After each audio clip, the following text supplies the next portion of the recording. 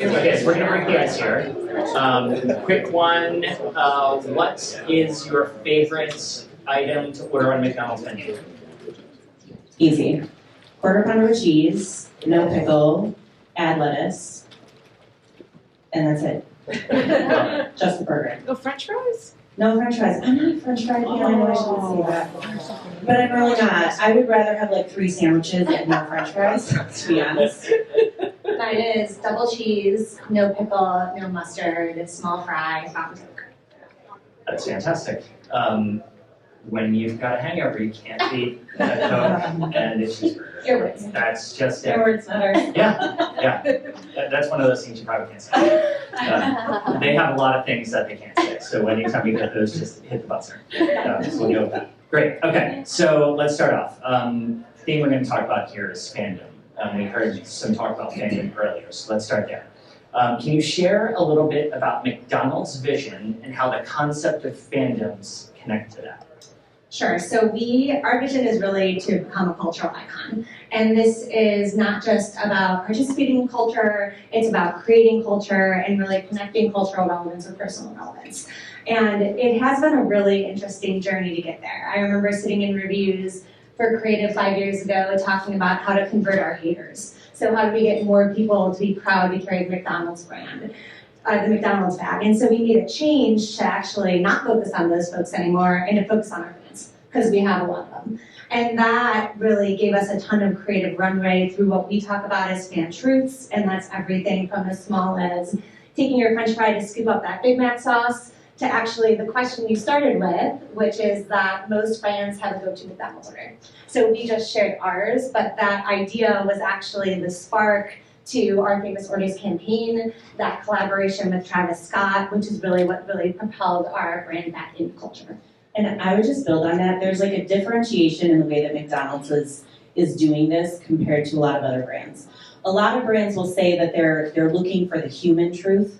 They're looking for something unique that ties us all together as humans. For McDonald's, the differentiation was, what is the truth about our fans? The thing that will get them to say, oh, you get me. I also peel the cheese off the wrapper of my cheeseburger. Like, that is a fan truth. It is something that people just inherently do. And so it's finding those little things that are very unique to our brand, that we know our fans have talked about and that they want to share the pen with us on. And so when you can dive into that, it kind of differentiates your approach versus a lot of other brands. Great, thank you. You said something there, sharing the pen.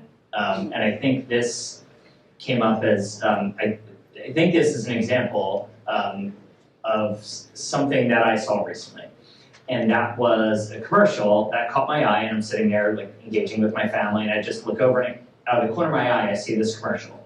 And it was a few weeks back here, caught me off guard, and I almost thought, like, that's not a real McDonald's commercial. Someone's doing a spoof commercial for McDonald's. And wonder, can you talk about that commercial a little bit? Maybe show it. And would love to have you talk about that commercial and how it came about and how that connects to this fandom concept. Yeah, this is our anime campaign that we have out, so we'll show the clip of the commercial now. Season? 川崎さん、ここ開けるから。もうここで手頑張れ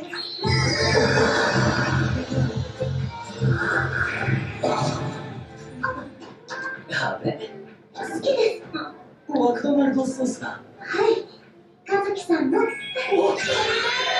Try new favorite chili with Jollof sauce, only at McDonald's. おめでとう It really does look like so this was a fun one. What I'll tell you is, like, where you land is always, there's like a moment of pride in wherever you land when you find like a creative idea. But I think the unique thing about the way that our marketing team approaches it is how you get there. That's like where you really see the magic, right? So the cool thing about anime was, as we started to think about like these fan truths, where do you find them? We started to look at subcultures.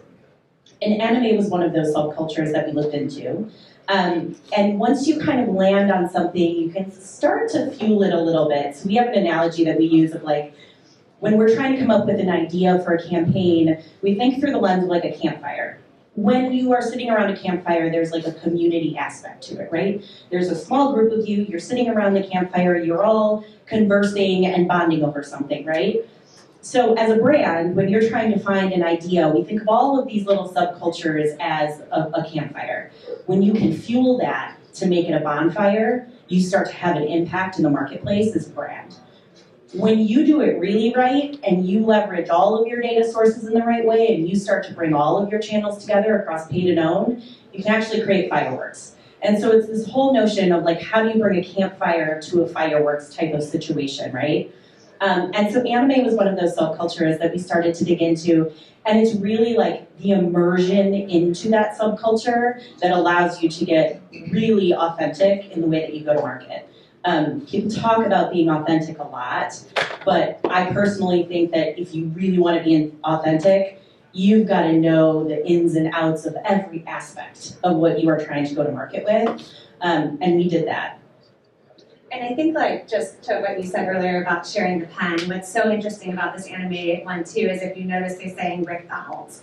That's nothing that, again, I mean, 5 years ago, Clutch's Pearls, we flipped our logo upside down. And now, you know, McDonald's is a place in the anime world, and we embrace that, and we live with it, and it carried through everything. And it's been exciting to see something we wouldn't have done before, and now leaning it in because it's important to that fan, and it's real and special to them. Yeah, I mean, that's what threw me on this, because I'm like, wait, what's going on here? That is not brand standards. Yeah. This has got to cause all sorts of challenges. Lots of legal conversations. Yeah, and I mean, also respectfully, it's okay that you don't understand. Yeah. Because it wasn't for you, right? Right. And that's okay. Right, yeah, it was just wild. And then you kind of both explained that you didn't invent this. This is something that's been going on Existed. for a long time, right? Yeah. Like this is part of their culture and you adapted it. Yeah, and when I say we immersed ourselves, I mean, we had a team go to Japan and like sit with anime artists and better understand how do they even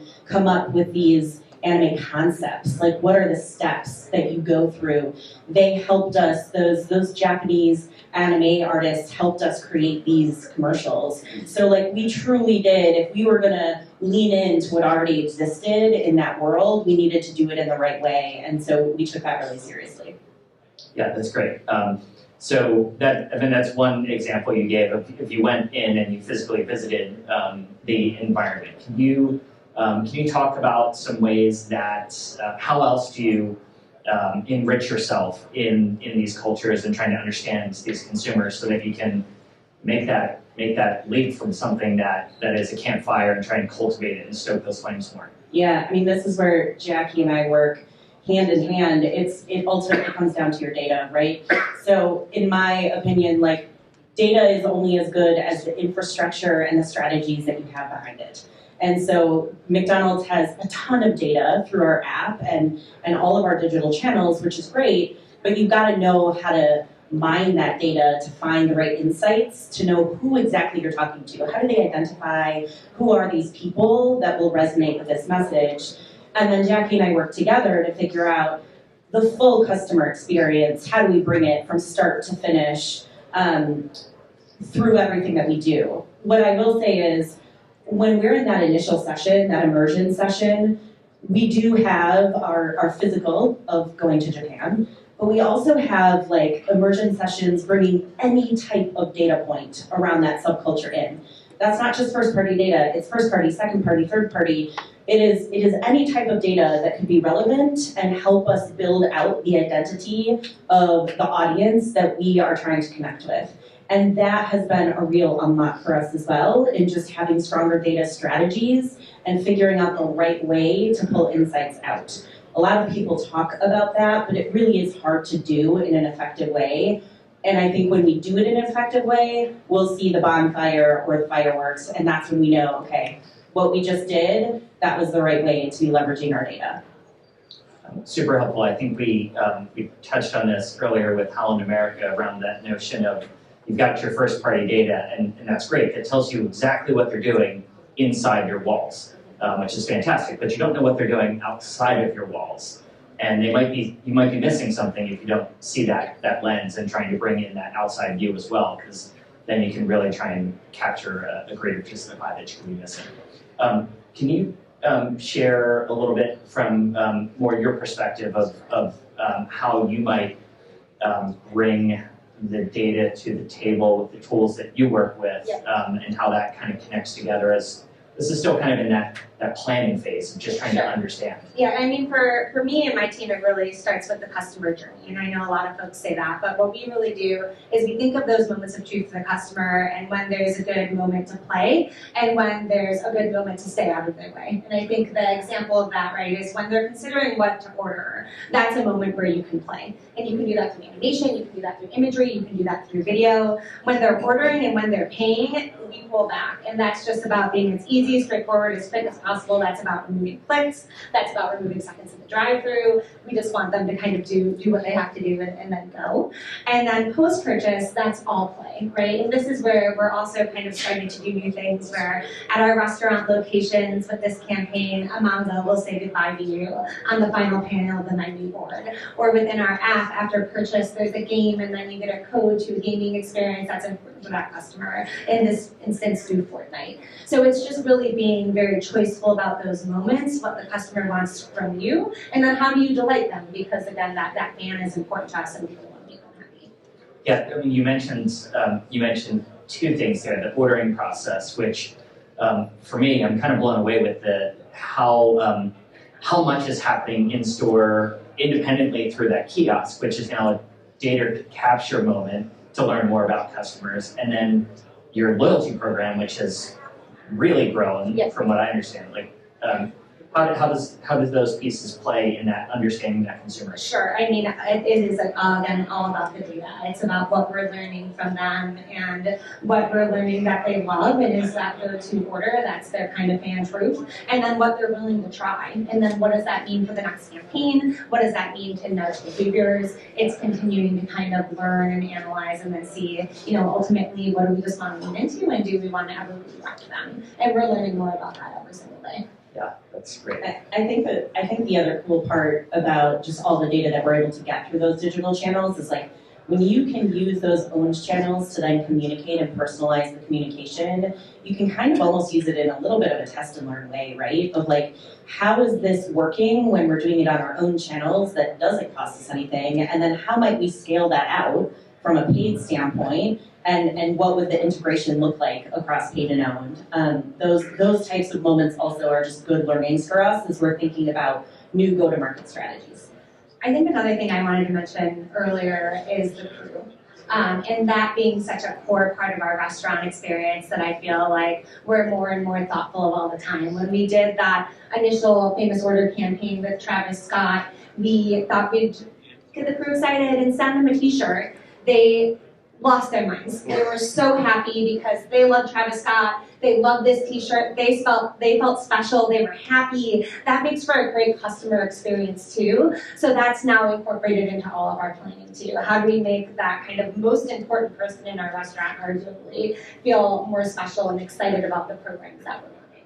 Yeah, I mean, this was actually just a lunchtime conversation around this campaign, the anime campaign. If you think about who you're going after, what demographic is that? Yeah, Gen Z. That's Gen Z. Who operates your stores? Great. Also Gen Z. Yeah, so a campaign that's designed for your customers is also something that your employees really resonate with and might be part of that culture as well. Yeah, so I thought that was cool. This is a little off script, but there was another. So as we were talking about some of these, I heard Travis Scott, and I don't know what that was about, and then I heard McDonald's, and I kept thinking that I'm not hearing you correctly when you kept saying McDonald's. I'm like, oh, okay, and then I heard this came up with you, and it also came up on another talk with Allegra around Grimace. Yeah. Is that okay to talk about? Can you just say what the Grimace thing is?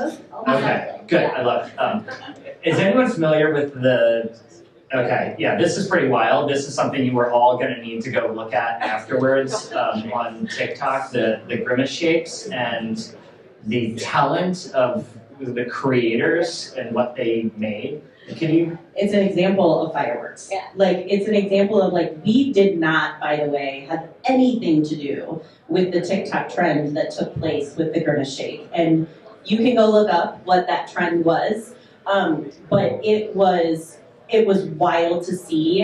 And I think the way that the brand then subtly engaged with it helped us fuel the fireworks that we were seeing in culture. We were literally part of a pretty decent cultural phenomenon at the moment with the exact audience that we wanted to have it with, Gen Z, in the exact place we wanted to have it in on social channels. So it was kind of like serendipitous how it all came together.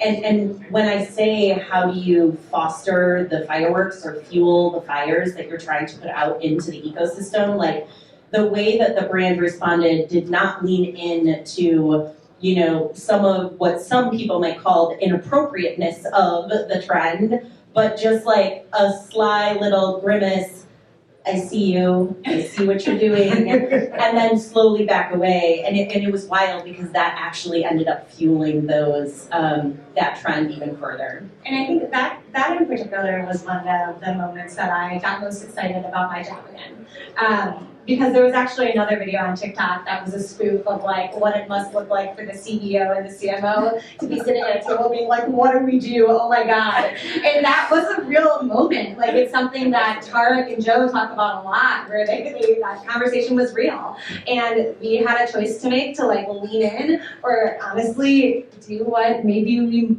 try to shut it down or pretend to not see it. Yeah. And so that kind of link, it made me feel proud of what we were building at McDonald's. That's awesome. You didn't share that part, and I now need to go find that one because that I've been in so many of those conversations and like sitting there in that room, and you're like, what do we do now? Yeah. And I think this is like we're all in that boat way more than ever before. And I love what you said, like share the pen, and this notion of trying to stop something is really hard. And but Specifically with that audience, Yeah. right? Like Gen Z wants to be heard and they want to be seen, like a lot of us, but they will also revolt if you try to silence them. And so it's how do you engage with them in the right way for the brand and for them. yeah, I mean, like you can't create these cultural moments, but you can cultivate that like wave, that little wink is that to me is the genius part on that one. So homework. Go watch these. They seriously are very entertaining, and it just blows your mind the talent of some of these creators. So thanks for diving into that little wormhole there. Okay, so we talked about what you're trying to do and connect fandom. We talked about this concept of getting campfires. And by the way, like I feel like the Brand Innovators community here is that campfire because we're all sitting around like here to do the same thing and learn from each other. So I think this is a nice analogy here. Maybe we'll turn it into that bonfire. We talked about then you dive deep into understanding and figuring out what you want to do with the campaign.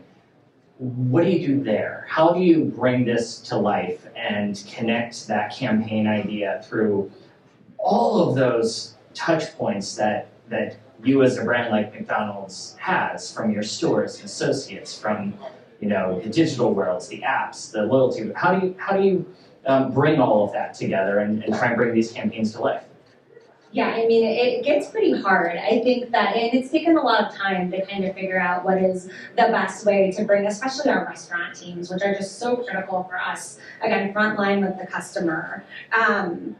Where we found the most success when it's done to, almost perfection, which I would say, we don't know what's going to happen with anime. This campaign is in flight, but pretty close, is this combination of authenticity and training and being just as obsessed with making sure the marketing team understands it, the agency understands it, as that the restaurant team understands it and knows what we're doing and why, and that there's a ground level of excitement, in addition to what I talked about earlier, which is being thoughtful of the touch points and what we want to do with them. So that, again, wink at the restaurant, that final panel as folks turn around, making sure that the crew knows about that too, because customers are going to ask about it and can they engage. So it's really just taking all of those touch points and understanding the authenticity and the reason why.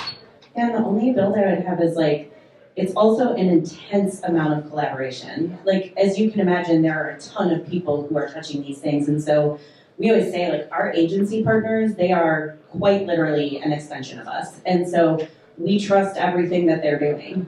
And if you don't trust everything that they're doing, you're having to lean in more, which then doesn't allow you to help make sure that all of the pieces are getting connected. And so it's really just like the collaboration across our agencies, the saying yes to the agencies, like all of those things matter when you're trying to get something into market in a meaningful way. It's just listening to all the voices. Great. You go so deep into the data in some of these campaigns that you're working on and really understanding, and that's the learning part. How do you use that data in your activation strategy through those different types of programs, your owned, your paid? Yeah, we've gotten, I would say this past year, we've gotten pretty sophisticated in our audience strategy. And so we've started to figure out exactly how we want to leverage our audiences across both our paid and our own channels. And then we're able to measure back on like how is that combination working? Where can we lean heavier into owned? Where can we lean heavier into paid? And so when we're thinking about how we're activating the data, I would say a good portion of it is just figuring out the smartest audience strategy to go into market with, and then continuing to optimize that as we're in market to make sure that we're adjusting based on what's driving the actual business. Great. How about in your world? Yeah, I mean, I think for us, a lot of it is what's the data that we need to trigger the experience. So that comes down to if there's something that we want to do post-purchase, do we have all of the tech enabled to help us to do that? And do we make it seamless and fun for the customer? So it is kind of more of, a lot of it is still based on the transaction from experience perspective and what happens after they buy. And then of course, we're knowing everything we know about them, how do we personalize that experience across the channels where we can? That makes sense. You're doing a lot with your apps, your digital properties. Where's that third rail that you don't touch, that you have to be really careful about? Yeah, I mean, it is always a real balance, because of course there are things that we prefer the customer does, that we prefer the customer buys. And so we're kind of always checking ourselves on, is this what we want them to do or what they want to do? And how do we make the customer experience for what they want to do as easy as possible? An example of that, right? Like I would prefer someone buy a QPC all day long, or a Big Mac, or one of those kind of larger ticket sandwiches. I can't just throw that in the middle of the ordering journey and think that it's going to help have them come back to the app. It's not if you prefer chicken, or if you prefer McNuggets, or if you're a value shopper. So it really is, it's showing some restraint in that balance of what do they love and how can we tailor the experience to that, while also maybe sprinkling in some things that we want them to do, versus, going kind of, evil mode into like just what we want them to do, and trying to nudge them into that purchase journey. Right, and then you also made this comment of like, don't screw up the store, don't screw up the drive line, like don't, There definitely are the secret areas that we are always really, really truthful about. Yeah, super helpful.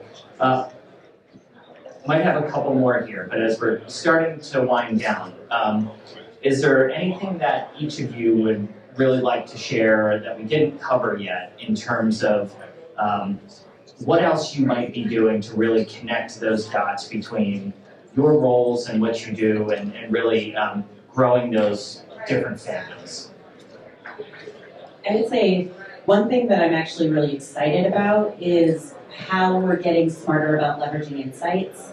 We've always had a really strong insights practice at McDonald's, but we're starting to use it in a little bit of a different way, and it goes back to like the whole notion of like where they can help us start the campaign idea versus here's the product we want to push, what can insights tell us about this product and the people who eat it?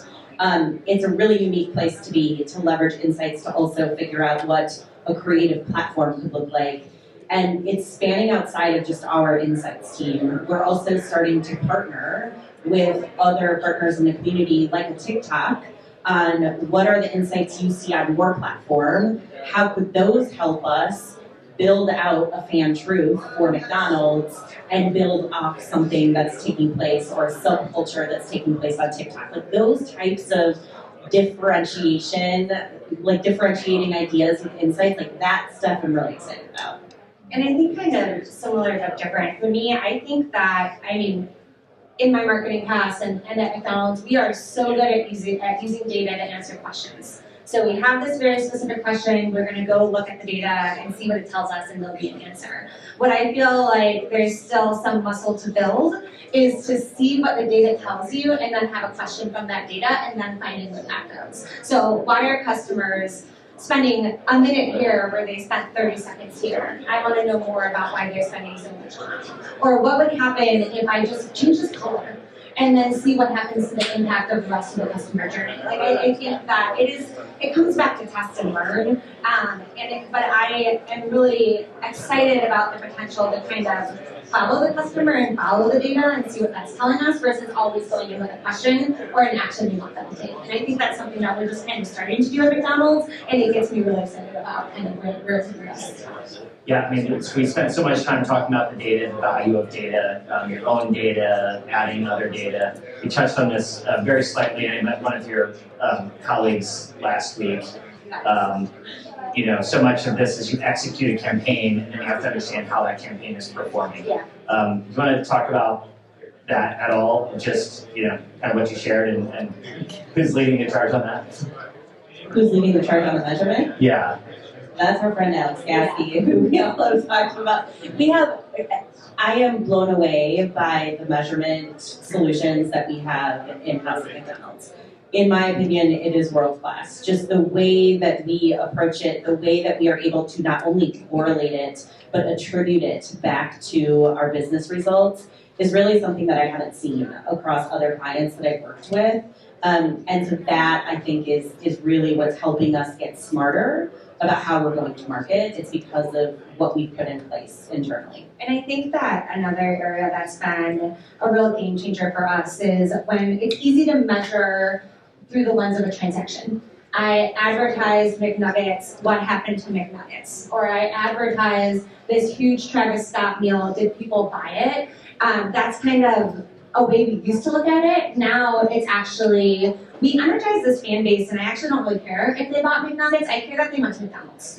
And so it's this idea of not necessarily selling the product, selling the visit. That's taken a really long time for us both to wrap our own minds around, but also a fairly significant culture change across our system, but has led to more impactful marketing decisions and kind of a regrounding of what are we really trying to do here? It's probably not just sell that single product. Yeah, this was I'll just pull this in from last week. There was a really interesting comment that she made around now orienting around a single metric for every activation like this. Of course, you could have other things, but it's really, maybe that is a good point. This campaign doesn't have to drive the McNugget sale. What it has to do is bring in the new customers. Yeah. You have other mechanisms to drive the McNugget sale or the other sale or drive a trip, but each component has its own role. Yeah. So, great. Well, I think we're gonna wrap it there. Not gonna have questions on this one. You can try and catch them afterwards, because someone's gonna come wrestle me off the stage if there are any questions at this point. We'll leave it at that. So, thank you very much. Really nice.